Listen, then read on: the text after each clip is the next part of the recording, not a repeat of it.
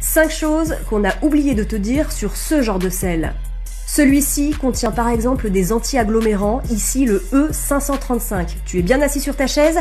Oui, parce que le E535 est un ferrocyanure. Oui, tu as bien entendu. Et d'après l'UFC Que Choisir, en 2020, donc tout récemment, une dose journalière admissible a carrément été fixée pour éviter de rentrer dans un seuil de toxicité. Le ferrocyanure de sodium a plein d'autres usages, comme par exemple servir de stabilisant pour l'enrobage des baguettes de soudage. Tout un programme que je n'ai vraiment pas envie de suivre.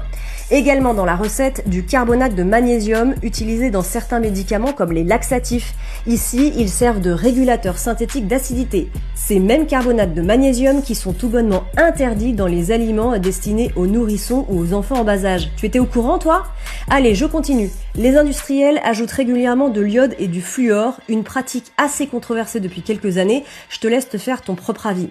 Enfin, selon Consoglobe, le sel fin industriel est souvent irradié, une pratique dont on ne connaît pas les effets sur la santé à long terme. Un conseil, achète du sel qui ne contient que du sel. Un sel naturel, non raffiné, non traité, non iodé, non fluoré, récolté à la main et qui vient de la mer. Ça existe même chez Lidl. Il y a le choix. Fleur de sel, de Guérande, sel de mer, d'Himalaya.